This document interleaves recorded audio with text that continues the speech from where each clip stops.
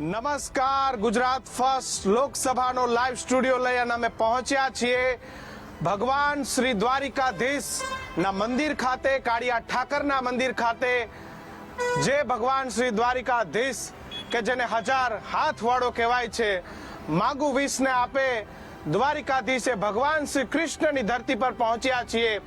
આ એ ધરતી છે કે જેને ઘણા બધા ઉમદા કાર્યો કર્યા છે। આ એ ધરતી છે કે જે 5000 કરતા પણ જૂનો ઇતિહાસ સાચવીને બેઠી છે। આ એ ધરતી છે કે જેની પર સંત સુરા અને સુરવીરો પાક્યા છે। ભગવાન શ્રી દ્વારિકાધીશની શ્રી દ્વારિકાધીશ નગરી ખાતે અમે પહોંચ્યા છીએ અને આજે લોકસભાના લાઈવ સ્ટુડિયોમાં આપણે જેની વાત કરતા હોઈએ છીએ રાજસત્તા અને રાજસત્તા ઉપર પણ જે ધર્મ સત્તા છે અને આ જ ધર્મ સત્તાની આજે વાત કરવી છે। ભગવાન શ્રી દ્વારિકાધીશ એ ગોમતીના ઘાટ પર એમનું મંદિર બિરાજમાન છે અને દ્વારિકાધીશના મંદિરે અમે જઈ રહ્યા છીએ।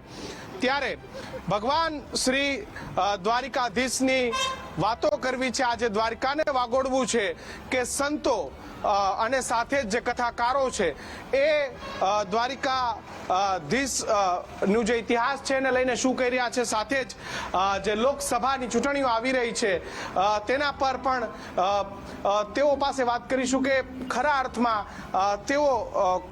કેવો સમાજ ઈચ્છે છે। આપણી સાથે જીવણભાઈ ભગત છે, સાથે દ્વારકાધીશ મંદિરના પૂજારી છે, જૈનો ગુગડી બ્રાહ્મણ સમાજ છે તેમના આગેવાન પણ છે।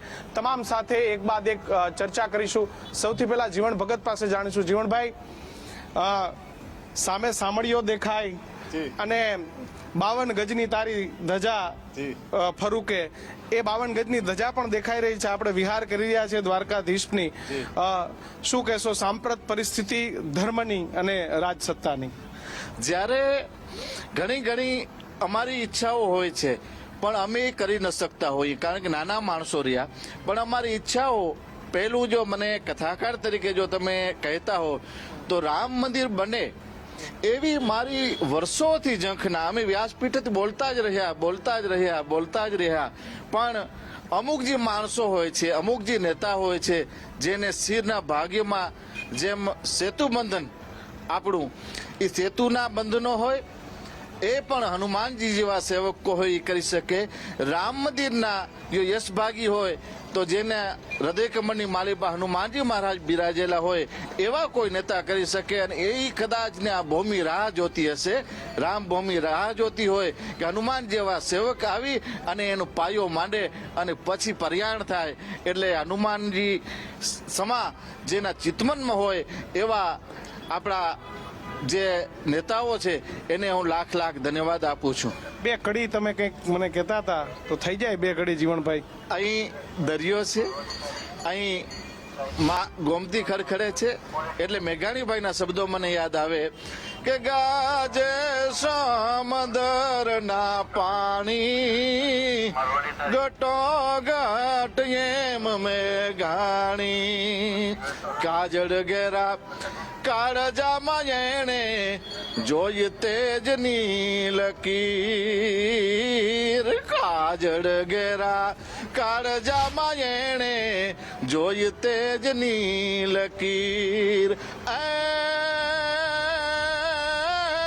જુલમી નરમાં માનવતાના, ઘણા જુલમી માણસો હોય પણ જુલમી નરમાં માનવતાના હૈડે સિંચા જેણે હીર, પછી જેણે લોઢયું છાડ્યા, આ સમુદ્રમાં વીરડા ગાડ્યા, પછી જેણે લોઢ ઉછાડ્યા, આ સમુદ્રમાં વીરડા ગાડ્યા। સમુદ્રમાં વીરડા ગાળવા એટલે આપણું સુદર્શન બીજ જોઈ લ્યો, સમુદ્રમાં વીરડા ગાળ્યા, પછી એણે લોઢયું છાડ્યા, સમુદ્રમાં વીરડા ગાળ્યા, આ ગાજે સમુદ્રના પાણી ગટો ગટ એમ મેઘાણી।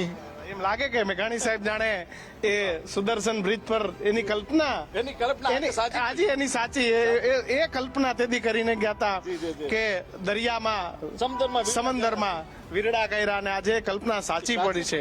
વાહ વાહ વાહ. આપણી સાથે દ્વારકાધીશ મંદિરના પૂજારી છે. આપણું સૌભાગ્ય છે કે જે ભગવાન કૃષ્ણ દ્વારિકાની રોજ આરતી કરે છે, ભગવાનને પોતાની નજરોથી જોવે છે, ભગવાનને શણગાર આપે છે. શું લાગે છે જે રીતે દ્વારિકાનું ડેવલપ થયું છે, મંદિરનું ડેવલપ થયું છે અને હંમેશા ધર્મ સત્તા એ હંમેશા ઉપર રહી છે આપણા દેશની અંદર, કેવી રીતે જોવો છો આખી બાબતને અને દ્વારિકા મંદિરને, દ્વારિકા નગરીને અને આખું જે પર્યટન સ્થળ તરીકે દ્વારિકા ડેવલપ થઈ રહ્યું છે? સૌને અમારા જય દ્વારકાધીશ. આપણે જે વાત કરી કે જે દ્વારકા ડેવલપમેન્ટ, તો દ્વારકાની વાત આપણે કરીએ તો અહીંયા દ્વારકાધીશજી અહીંના રાજાધિરાજ છે. હવે થોડી વાત આપણે રાજાધિરાજની કરીએ તો રાજાધિરાજની ઉપાધિ શું કામ મળી? ભગવાન દ્વારકાધીશજી તો ક્યાંય પણ કોઈ પણ સ્થળ કે કોઈ પણ રાજ્યના રાજા નહોતા, પણ તોય એ રાજાધિરાજ કહેવાય છે. એટલે પેલી વિચારીએ આપણે તો રાજાધિરાજ એટલે શું? એટલે સામાન્ય વાત કરીએ તો રાજાધિરાજ એટલે રાજાના રાજા, પણ વાસ્તવમાં એ નથી. વાસ્તવમાં રાજાધિરાજ એટલે કિંગ મેકર છે, રાજા બનાવનાર છે. He is not king, he is king maker. તો એને જ્યાં જેને પાત્રતા હતી એને ગાદીએ બેસાડ્યા, એને મુકુટ પહેરાવ્યો ભગવાને અને એનો રાજ્યાભિષેક કર્યો. જેના કુળની અંદર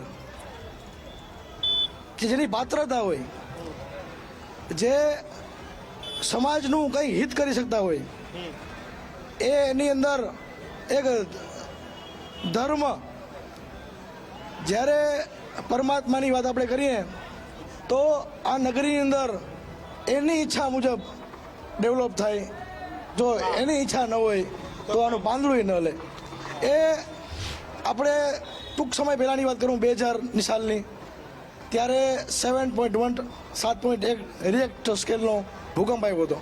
પણ આપ જોઈ શકો છો દ્વારકા ધામમાં, દ્વારકા મંદિરની અંદર એક કંકર પણ પડ્યો નહોતો. એની કૃપા. તો એમની ઈચ્છા મુજબ દ્વારકામાં થાય, એની ઈચ્છા મુજબ સિવાય કંઈ દ્વારકામાં થાય નહીં.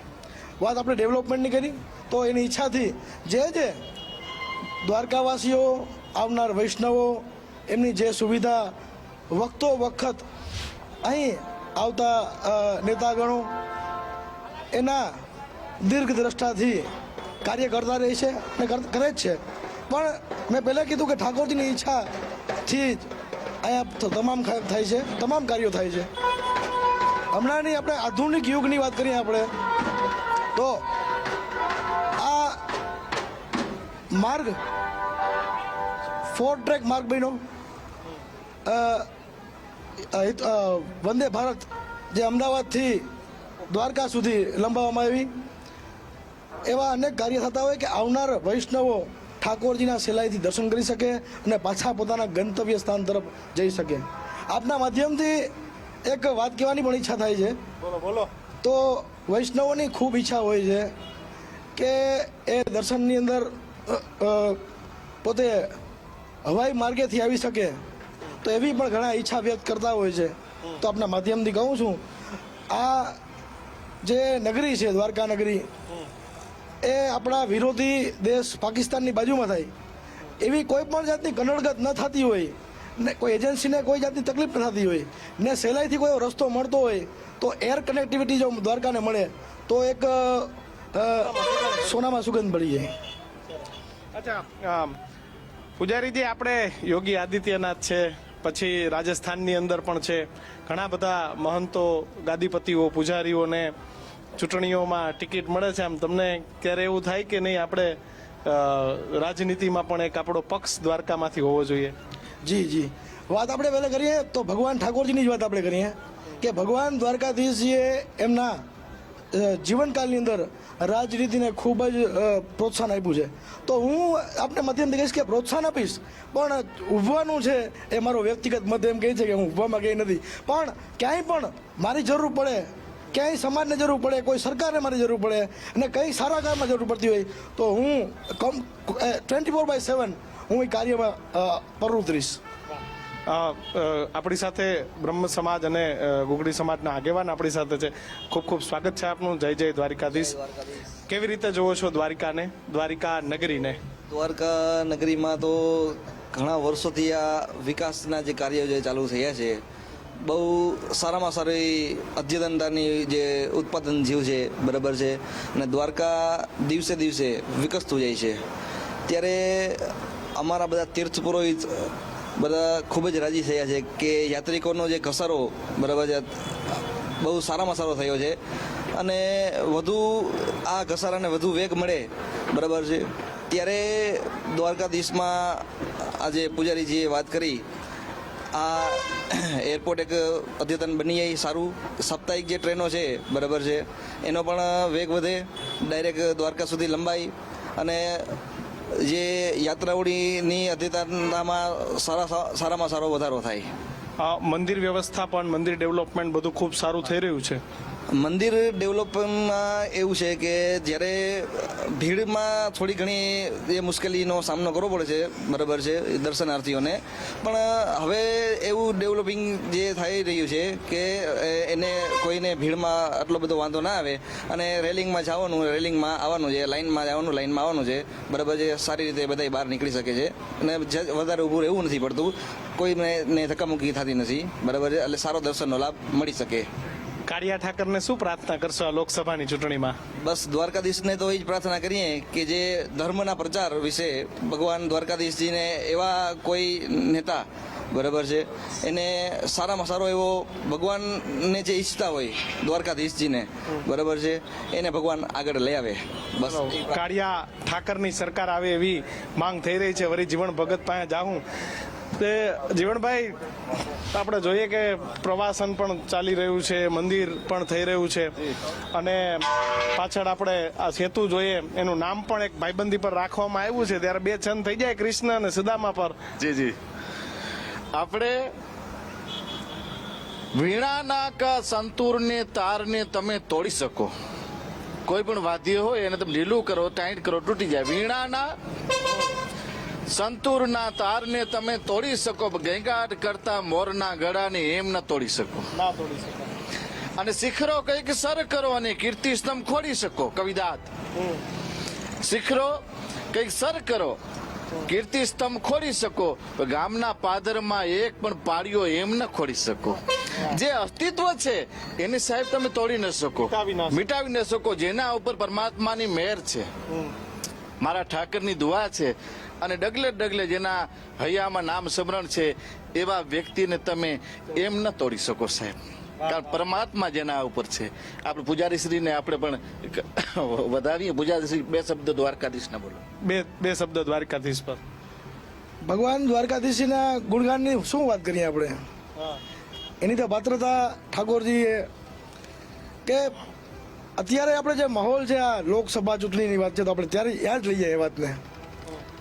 તો અહીંયા દ્વારકા અર્જુનજી આવ્યા હતા, દુર્યોધન પણ આવ્યા હતા